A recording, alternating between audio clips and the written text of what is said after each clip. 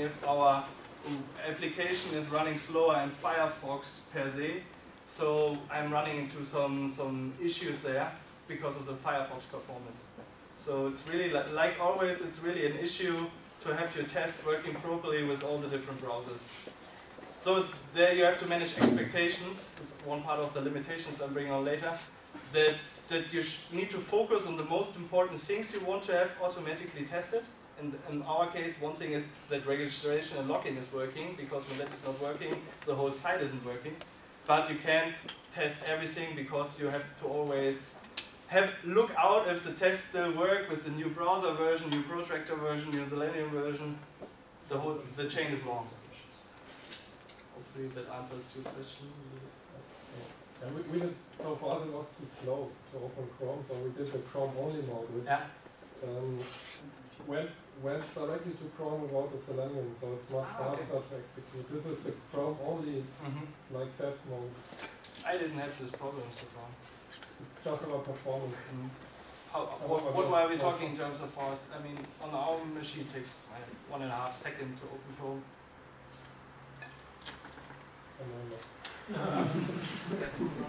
So what is now very important, that it not only runs on your machine, but is working for the whole team and working in an automated way. Because people are lazy, people won't manually start testing all the time, will forget about it. So you need to establish a process where whenever new code is committed, you have the test run and you get immediate feedback if it doesn't work. So once new code is inserted, in our case, Headless in Bamboo, that's a build server working together with our stash, which is also from Atlassian, is triggered and executes the protractor test like I did. There's only one exception, that it's running in headless mode, which is done using this virtual frame buffer.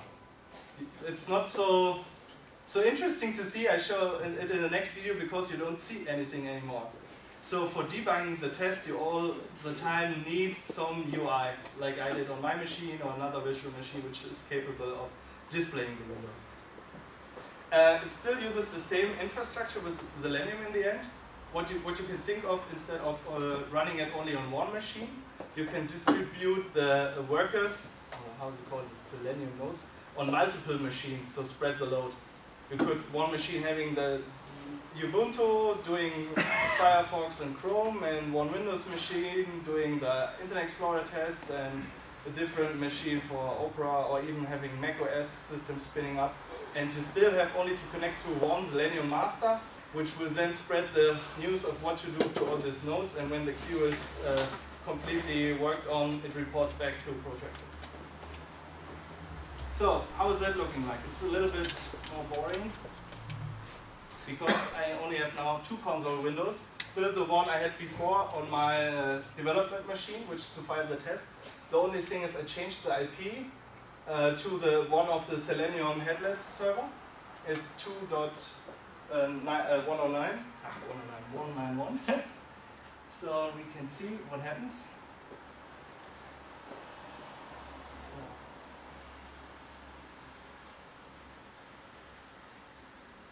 I show here that Selenium standalone is running on port 444.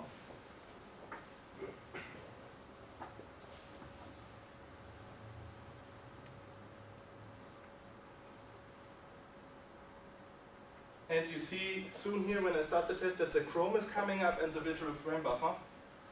And it's very fast. It takes, for the whole test, it takes 4 point something seconds. Scan Chrome driver and the virtual frame buffer come up, and test is done.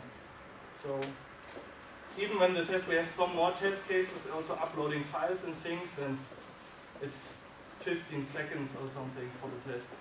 So it's working very well. What I showed here, and the next thing is what the reporter actually puts out. It's an XML file. You can define different kinds of reporters you want to have it outputted to. And this one, it's one standard also, which can be easily passed by the Bamboo. That's why we decided for that. And the Bamboo build server then notifies me via email when something is broken. And we even have a Raspberry Pi playing some Serene when the build is broken, so that everybody is aware.